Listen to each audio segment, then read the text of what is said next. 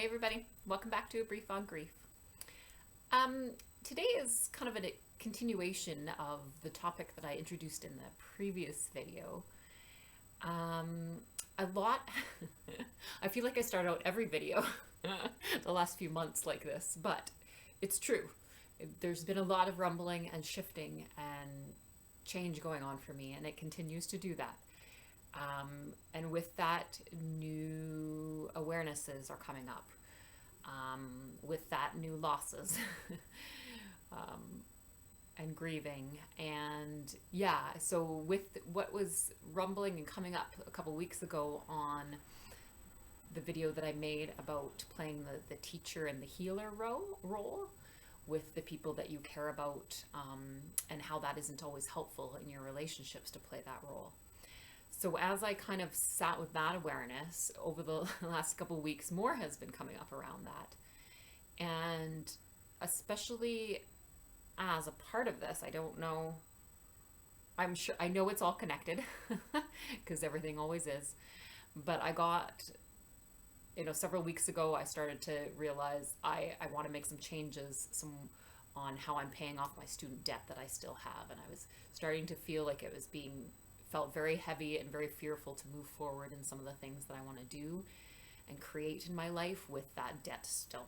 So I kind of made that intention several weeks ago, and then things have been shifting around that. And I'm started an active process with trying to work on some of that, with looking at finances and stuff last week, working with a person online to do with money beliefs and money paradigms and behaviors and stuff that we've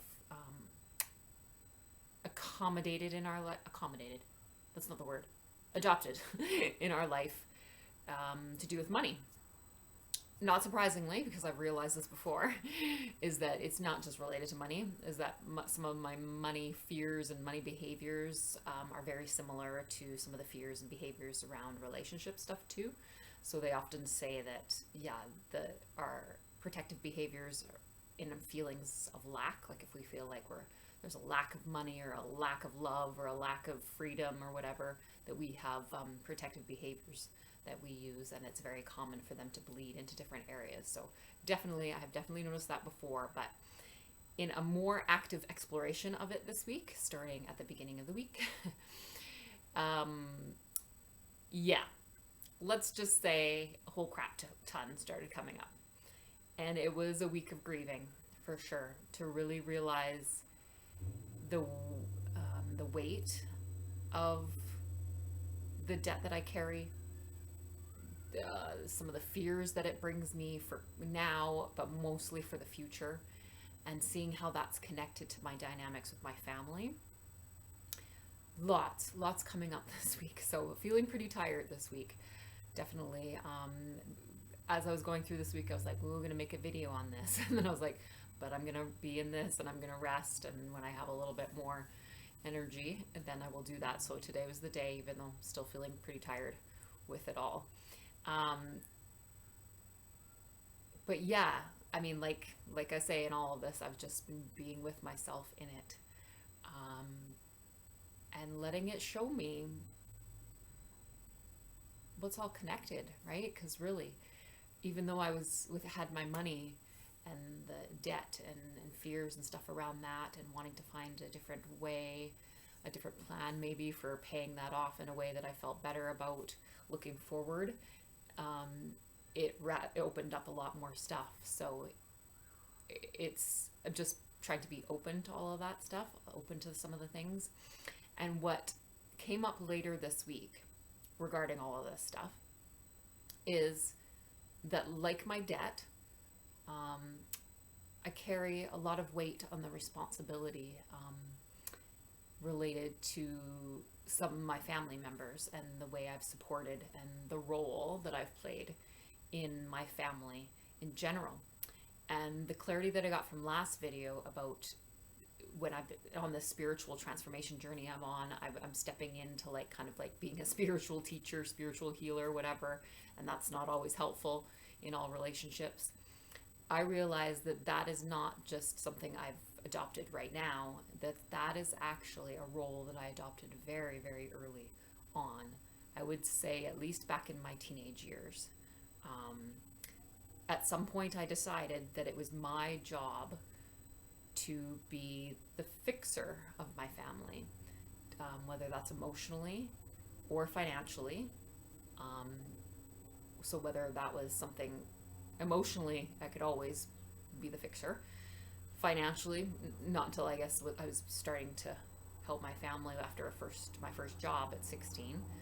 But also, I remember consciously speaking to my family at that point that I was gonna create a different future for myself so that I could help them out financially. So I really took, I remember that, and I actually took a lot of pride in that intention for many years.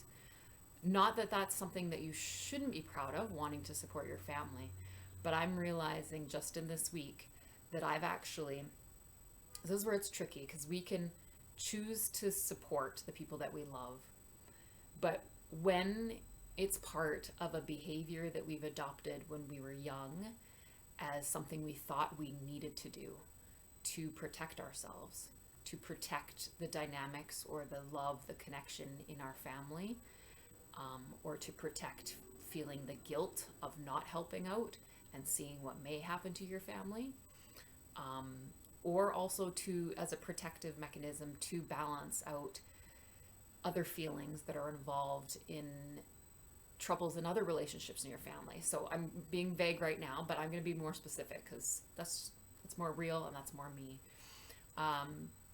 Because of the troubles, some of the upsets and the hardships that my family, so let's say my mom and my brother have had, I played that role, that fixer role, so emotionally and then financially when I was able. Some out of that I offered, and some out of situational where I thought it was the only thing and I was the only one to help, and that it needed to happen and that it was my role. So I adopted all of these beliefs early on that was my role because I was the only one there that could help. There was no other family around to support much, or not in the need that was needed anyway. But I realized, this is part of my journey this week, that again, because this awareness comes in the trauma work that I've done and learning about the beliefs that we adopt and the behaviors that we adopt when we're young, they're always out of self-protection. So now I see from kind of the stuff that I came up last week with that video about protecting myself against grief and, protecting myself against a loss of connection, maybe with my family, different things like that.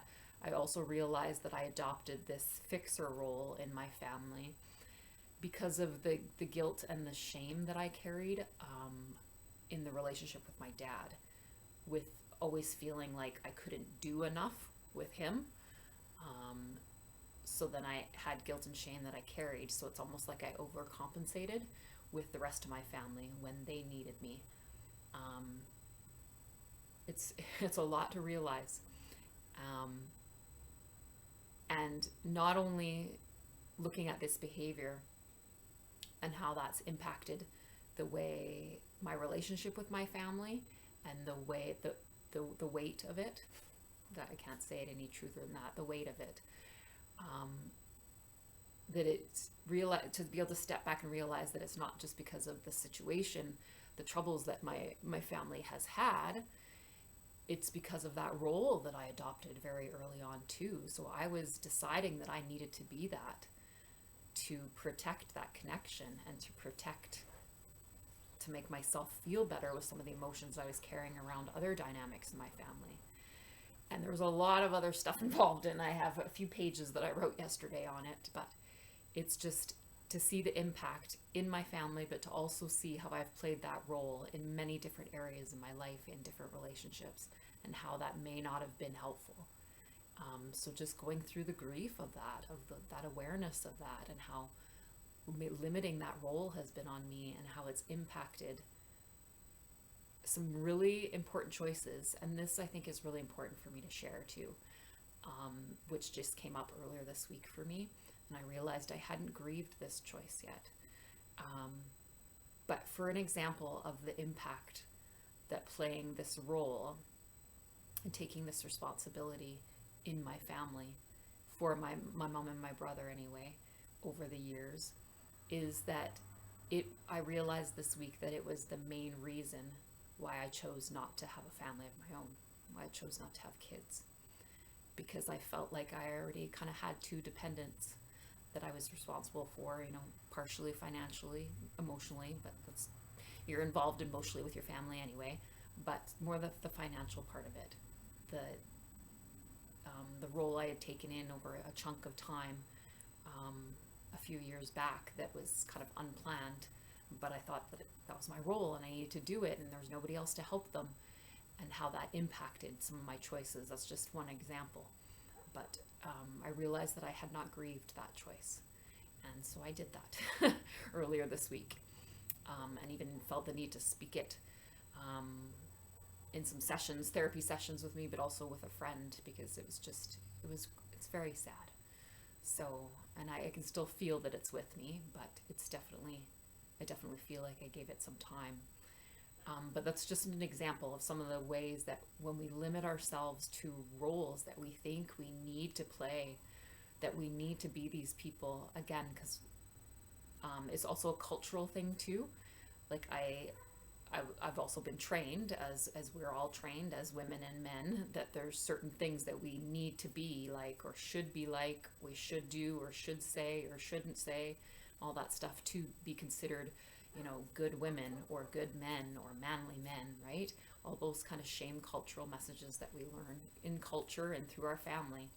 And to be like a supportive, selfless woman is supposed to, translate into being a good woman, right? So again, I would kind of use that cultural training to also convince me that this is the role that I needed to play, especially in my family, when I seemed to be the only one that could support. So yeah, I could talk on and on about this topic, but definitely. But I think I've done it justice in this video. So I'm being with that this week, being with the grief, in love with myself as always, because again, I know that I always have faith that it will again bring the clarity and the healing and the movement and everything that's for my highest good. So, okay, thanks everybody. See you another time.